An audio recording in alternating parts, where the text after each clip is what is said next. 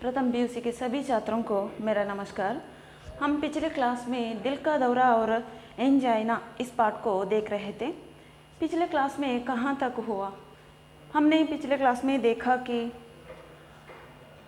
हृदय का जो अन्य दो रोग है कोस्टोकॉन्ड्रियाटिस और सर्वाइकल स्पॉन्डिलोसिस, इन दो रोगों के बारे में और एंजाइना और इन दो रोगों के बीच में क्या अंतर है, कैसे हम उस रोग को पहचान सकते हैं, इन विचारों के बारे में देखा। और एंजाइना रोग का निदान या ट्रीटमेंट किस तरह से किया जाता है या किस आधार पर किया जाता है, इस विचार के बारे में भी हमने देखा। दो तरह के टेस्ट के बारे में, ईसीजी टेस्ट, एक ट्रेडमिल नामक ईसीजी टेस्ट और एक हॉल्टर टेस्ट। इस ईसीजी टेस्ट के बारे में और जिन रोगियों में इस ईसीजी या हॉल्टर टेस्ट या जो और एक टेस्ट है उसका नाम है ट्रेडमिल नामक टेस्ट, इन दो टेस्टों के कारण भी रोग निदान स्पष्ट नहीं हो जाता तो उन रोगियों को कोरोनरी एंजियोग्राफी किया जाता है। कोरोनरी एंजियोग्राफी मतलब क्या है? कोरोनरी एंजियोग्राफी मतलब मुख्य कोरोनरियों में एक रंगीन डाई या रंगीन दवा डालते हैं। उस रंगीन दवा डालने के बाद एक एक्सरे फिल्म या एक्सरे चित्र ले ली जाती है। उस एक्सरे में यह पता चलता है कि कौन सी धमनी किस हद तक कहाँ तक रुकी हुई है। इस विचार के बारे में उस एक्सरे फिल्म में हमें पता चलता है और इस कोरोनरी एंजियोग्राफी के द्वारा रोगियों को ट्रीटमेंट दिया जाता है। यह एंजाइना रोग का एक निदान है या ट्रीटमेंट है। इस आधार पर ईसीजी टेस्ट, ट्रेडमिल नामक ईसीजी टेस्ट और हॉल्टर टेस्ट और कोरोनरी एंजियोग्राफी, इन तीन विधानों के द्वारा एंजाइना रोगी को एक ट्रीटमेंट दिया जाता है। तो आज हम इस क्लास में देखते हैं हार्ट अटैक का निदान क्या है, हार्ट अटैक का ट्रीटमेंट किस तरह से किया जाता है, किस आधार पर किया जाता है। हार्ट अटैक के तात्कालिक निदान में ईसीजी और खास तरह के ब्लड टेस्ट इसकी निश्चित जानकारी देने में समर्थ है। यहाँ पर भी हार्ट अटैक में भी एक ईसीजी टेस्ट किया जाता है, खास तरह के ब्लड टेस्ट, और इन दो ईसीजी टेस्ट और ब्लड टेस्ट के द्वारा हमें यह पता चलता है कि किस तरह का ट्रीटमेंट हार्ट अटैक के रोगियों को दिया जा सकता है। बाद में ज़रूरत होने पर रोगी के दिल का न्यूक्लियर स्कैन कर यह भी पता लगाया जाता है कि दिल का कितना हिस्सा दौरे की चपेट में बेकार हुआ है। इसे मूगा टेस्ट कहते हैं। इस हार्ट अटैक के ट्रीटमेंट में या निदान में यहाँ पर भी ईसीजी टेस्ट है और एक खास तरह का ब्लड टेस्ट भी यहाँ पर किया जाता है। और एक खास बात यह है कि यहाँ पर हृदय का न्यूक्लियर स्कैन किया जाता है। न्यूक्लियर स्कैन से पता चलता है कि हृदय का कितना हिस्सा किस तरह से चपेट हुआ है, यह इस न्यूक्लियर स्कैन से पता चलता है। हृदय के न्यूक्लियर स्कैन को और एक नाम दिया गया है, उसका नाम है मूगा टेस्ट। बाद में ज़रूरत होने पर रोगी के दिल का न्यूक्लियर स्कैन कर यह भी पता लगाया जा सकता है कि दिल का कितना हिस्सा, दिल का कितना भाग दौरे की चपेट में बेकार हुआ है। चपेट मतलब अटैक हुआ है। यहाँ पर तीन विधान है, एक है ईसीजी टेस्ट और एक है खास तरह का ब्लड टेस्ट और अंत में न्यूक्लियर स्कैन, हृदय का न्यूक्लियर स्कैन। हृदय का न्यूक्लियर स्कैन करने से यह पता चलता है कि दिल का कितना हिस्सा, कितना भाग दौरे की चपेट, दौरे के अटैक हुआ है, यह पता चलता है, बेकार हुआ है, यह इस न्यूक्लियर स्कैन से पता चलता है। इसको हम कहते हैं मूगा टेस्ट। मूगा टेस्ट मतलब दिल के न्यूक्लियर स्कैन को मूगा टेस्ट कहते हैं। यह तीन तरह का एक निदान है हार्ट अटैक का, ब्लड टेस्ट और ईसीजी और दिल का न्यूक्लियर स्कैन। इस तरह से इन 3 विचारों के आधार पर हार्ट अटैक के रोगियों को ट्रीटमेंट दिया जा सकता है। तो आगे के पैराग्राफ में हम देखते हैं क्या एंजाइना का इलाज संभव है। जिन रोगी को या जिस रोगी को एंजाइना आए तो क्या वह रोगी संपूर्ण रूप से इस रोग से मुक्त हो सकता है, किस तरह से उसे इलाज दिया जाता है, इन विचारों के बारे में इस पैराग्राफ में दिया गया है। किस तरह के टैबलेट्स हैं, किस तरह के दवा हैं एंजाइना रोगियों को, उन विचारों के बारे में इस पैराग्राफ में दिया है। क्या एंजाइना का इलाज संभव है? हाँ, ऐसी बहुत सी दवाएं उपलब्ध हैं। लेखक कहते हैं या डॉक्टर कहते हैं कि ज़रूर एंजाइना रोग को हम निवारण कर सकते हैं, इलाज ज़रूर संभव है। दवाओं से या टैबलेटों से एंजाइना को संपूर्ण रूप से हम मुक्त कर सकते हैं। जो दिल पर पड़ने वाले भार को कम करती है और कोरोनरी धमनियों में फैलाव लाकर उस पर्याप्त खुराक पहुंचाने का काम करने में समर्थ होती है। हाँ, बहुत सी दवाएं उपलब्ध है, बहुत सी दवा हैं और टैबलेट भी हैं एंजाइना रोगियों के लिए। ये दवा क्या करती है या यह टैबलेट क्या करते हैं? ये दवाएं या टैबलेट हृदय पर पड़ने वाले या दिल पर पड़ने वाले भार को वह कम कर देती है और कोरोनरी धमनियों में फैलाव लाकर उस पर्याप्त खुराक पहुंचाने में समर्थ होता है।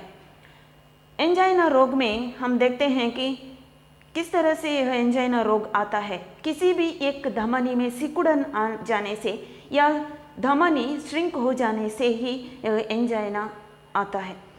तो एंजाइना रोगियों के लिए दवा देने से जो दिल पर पड़ने वाले भार को कम कर देती है और कोरोनरी धमनियों में वह फैलाव लाता है, जो सिकुड़न है उसे ठीक कर देता है ये दवाएं। उनमें कुछ दवाओं का नाम या टैबलेटों का नाम यहाँ पर दिया गया है।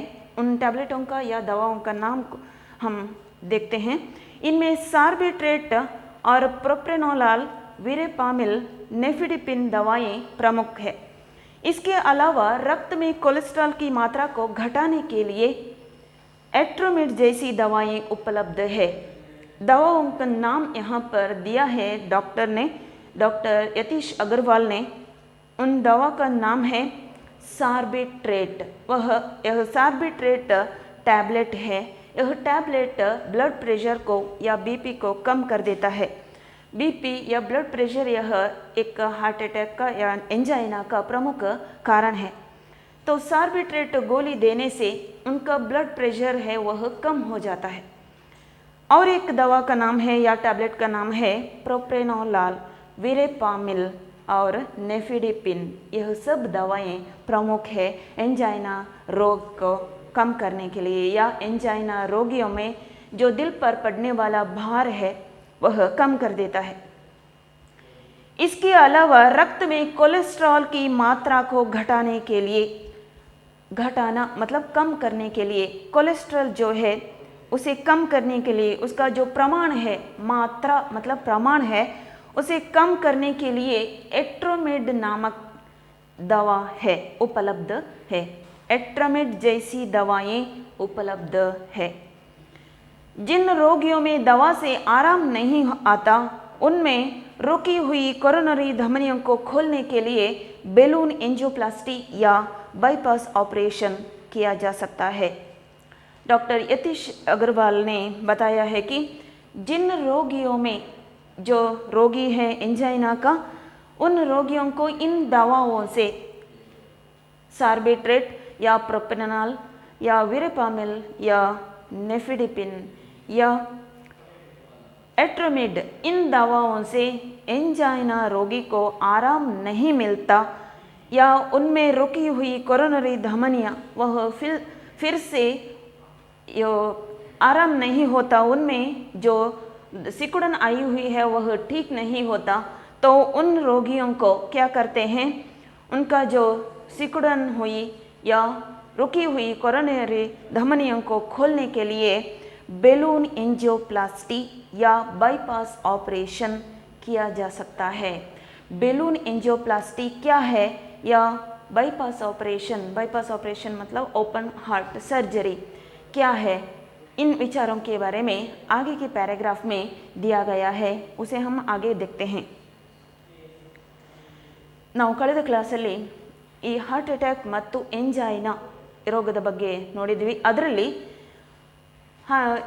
ಎಂಜೈನಾ ರೋಗದಲ್ಲಿ ಕಂಡುಬರುವಂತಹ ಸೇಮ್ ಲಕ್ಷಣಗಳು ಯಾವುದೆಲ್ಲ, ಅದು ಹೃದಯಕ್ಕೆ ಸಂಬಂಧಪಟ್ಟಂತಹ ಇತರ ಯಾವ 2 ರೋಗದಲ್ಲಿ ಕಾಣಿಸಿಕೊಳ್ತದೆ ಅನ್ನೋದನ್ನು ನೋಡಿದ್ವಿ. ಹೃದಯಕ್ಕೆ ಸಂಬಂಧಪಟ್ಟಂತಹ ಇತರ 2 ರೋಗಗಳು ಕೋಸ್ಟೋಕಾಂಡ್ರಿಯಾಟಿಸ್ ಇನ್ನೊಂದು ಸರ್ವೈಕಲ್ ಸ್ಪಾಂಡಿಲೋಸಿಸ್ ಅನ್ನುವ 2 ರೋಗ. ಈ ರೋಗದಲ್ಲಿ ಮತ್ತು ಎಂಜೈನಾ ರೋಗದಲ್ಲಿ ಇರುವಂತಹ ವ್ಯತ್ಯಾಸಗಳು ಏನು, ಇದನ್ನು ನಾವು ಹೇಗೆ ಕಂಡುಹಿಡಿಬಹುದು ಅನ್ನುವ ವಿಚಾರವನ್ನು ನಾವು ಕಳೆದ ಕ್ಲಾಸಲ್ಲಿ ನೋಡಿದ್ವಿ. ಆಮೇಲೆ ಎಂಜೈನಾ ರೋಗಕ್ಕೆ ಟ್ರೀಟ್ಮೆಂಟನ್ನು ಯಾವ ಆಧಾರದ ಮೇಲೆ ಕೊಡಲಾಗ್ತದೆ ಅನ್ನೋದನ್ನು ಕೂಡ ನಾವು ಕಳೆದ ಕ್ಲಾಸಲ್ಲಿ ನೋಡಿದ್ವಿ.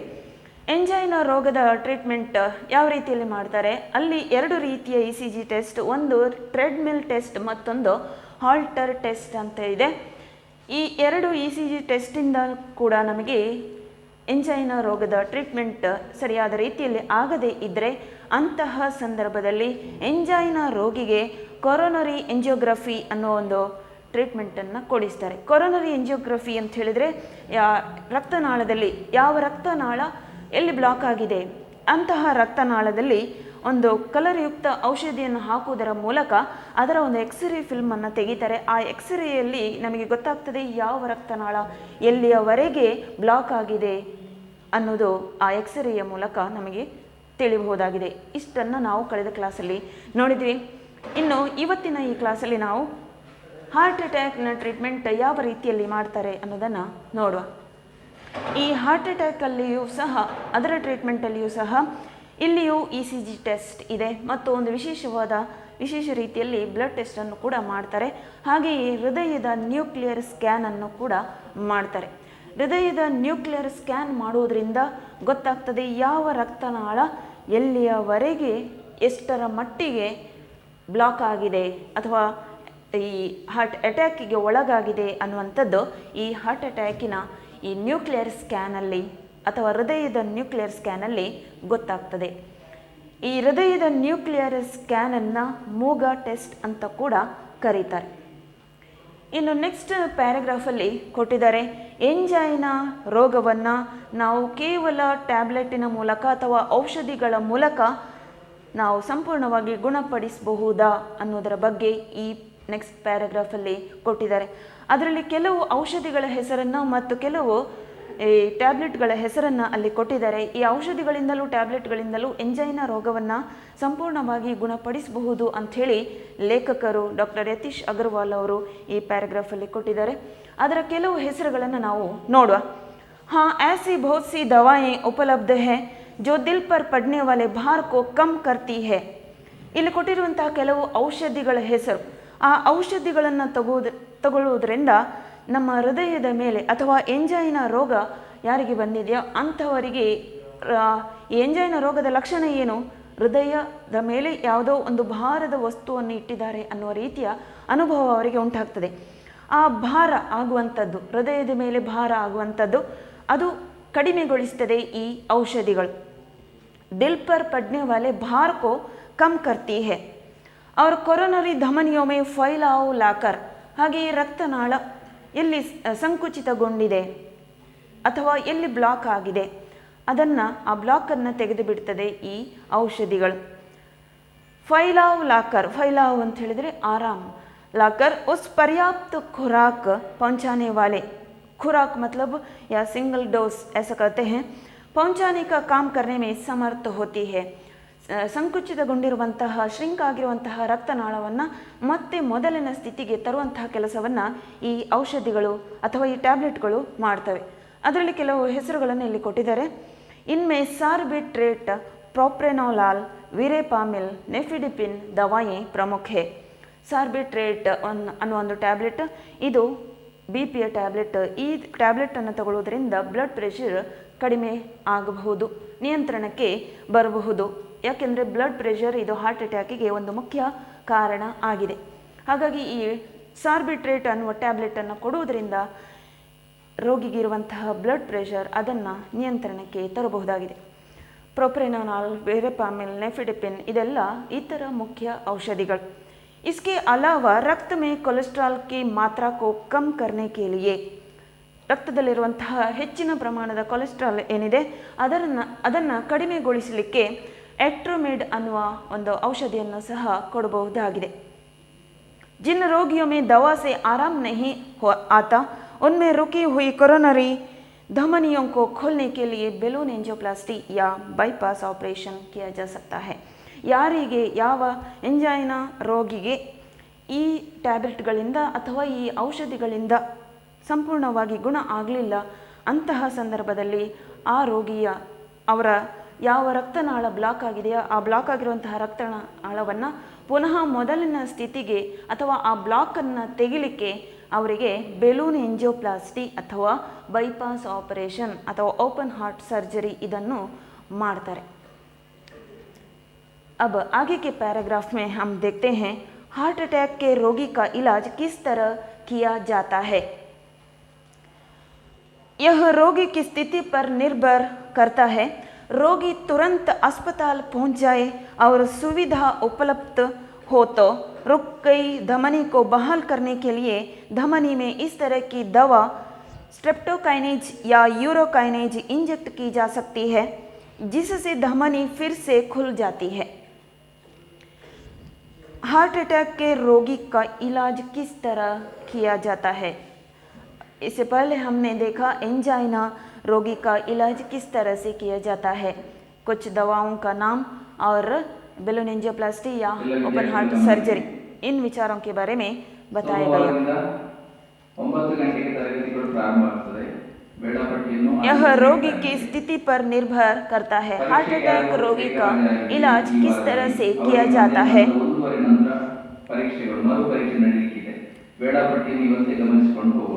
रोगी तुरंत अस्पताल पहुंच जाए और सुविधा उपलब्ध हो तो रुक गई धमनी को बहाल करने के लिए, बहाल मतलब क्लियर करने के लिए, रोगी का जो स्थिति है उस पर निर्भर करता है उसका इलाज. अगर माइनर हार्ट अटैक हो या मेजर हार्ट अटैक हो, अगर माइनर हार्ट अटैक हो या मेजर हार्ट अटैक हो, रोगी दो संदर्भों में भी तुरंत अस्पताल पहुंच जाए और वहां पर सब सुविधा उपलब्ध हो तो उसकी रुकी हुई धमनी को बहाल करने के लिए, रुकी हुई धमनी को क्लियर करने के लिए धमनी में इस तरह की दवा इंजेक्ट की जाती है. उसके जो ब्लॉक हुई धमनी को क्लियर करने के लिए एक तरह की दवा इंजेक्ट करते हैं. उस दवा का नाम है स्ट्रेप्टोकाइनेज अथवा यूरोकाइनेज, जिससे धमनी फिर से खुल जाती है. इन दवाओं के कारण जो रुकी हुई धमनी है या ब्लॉक हुई जो धमनी है वह फिर से खुल जाती है. दिल की धड़कन बिगड़ गई हो तो उसके लिए भी दवा और पेसमेकर की ज़रूरत पड़ सकती है. अगर मेजर हार्ट अटैक हो तो या दिल की धड़कन बिगड़ गई हो, दिल की जो धड़कन है वह बिगड़ी हुई हो तो उसके लिए भी दवा और पेसमेकर मतलब मालिश की ज़रूरत पड़ सकती है. सबसे महत्वपूर्ण यह है कि पहले कुछ घंटों के लिए रोगी कड़ी डॉक्टरी निगरानी में रहे. पहले कुछ घंटों के लिए डॉक्टर उसे बहुत निगरानी में केयरफुल होकर देखता रहे और उसे ज़रूरत के हिसाब से दवा, ऑक्सीजन आदि मिलती रहे. लेकिन इसके बावजूद भी कुछ रोगी कूच कर जाते हैं. कूच कर मतलब मर जाते हैं. इसके बावजूद भी, इसके बिना भी रोगी उनका मौत हो जाती है. डॉक्टरी निगरानी मतलब बहुत देखभाल करना, केयरफुल से उनकी देखभाल करना और उन्हें समय समय पर दवा, ऑक्सीजन आदि मिलनी चाहिए. लेकिन इन सब बावजूद के इन सब के बाद भी रोगी की मौत हो जाती है जिन रोगियों को ಮೇಜರ್ ಹಾರ್ಟ್ ಅಟ್ಯಾಕ್ हो जाए. ಈ ಪ್ಯಾರಾಗ್ರಾಫಲ್ಲಿ ಹಾರ್ಟ್ ಅಟ್ಯಾಕ್ನ ಟ್ರೀಟ್ಮೆಂಟನ್ನು ಯಾವ ರೀತಿಯಲ್ಲಿ ಮಾಡಬಹುದು ಅನ್ನೋದರ ಬಗ್ಗೆ ಕೊಟ್ಟಿದ್ದಾರೆ. ಯಹ ರೋಗಿ ಕಿ ಸ್ಥಿತಿ ಪರ್ ನಿರ್ಭರ್ ಕರ್ತಾ ಹೈ. ಇದು ರೋಗಿಗೆ ಬಂದಿರುವಂತಹ ಹಾರ್ಟ್ ಅಟ್ಯಾಕಿನ ಒಂದು ಆಧಾರದ ಮೇಲೆ, ಮೇಜರ್ ಹಾರ್ಟ್ ಅಟ್ಯಾಕ್ ಬಂದಿದೆಯೋ ಅಥವಾ ಮೈನರ್ ಹಾರ್ಟ್ ಅಟ್ಯಾಕೋ, ಇದರ ಆಧಾರದ ಮೇಲೆ ರೋಗಿಗೆ ಟ್ರೀಟ್ಮೆಂಟನ್ನು ಕೊಡಿಸಲಾಗ್ತದೆ.